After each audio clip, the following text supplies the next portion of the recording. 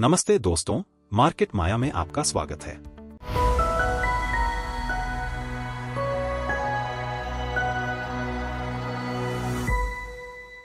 आज हम मार्केट माया पर आर-मनी का अकाउंट मैप कैसे करना है वह देखेंगे। तो पहले मार्केट माया डैशबोर्ड पर मैप ट्रेडिंग अकाउंट बटन के ऊपर क्लिक करने पे 70+ ब्रोकर्स का लिस्ट आएगा। उसमें से आप आर-मनी सिलेक्ट कीजिए। आपके सामने यूजर आईडी, पासवर्ड और TFA डालने का ऑप्शन आएगा। उसमें से आपको यूजर आईडी पासवर्ड आपके आर-मनी के डालने रहेंगे। TFA में आपको आपका पैन नंबर डालना रहेगा। बाद में ऊपर जो ग्रीन कनेक्ट बटन है उस पर क्लिक कर देना है।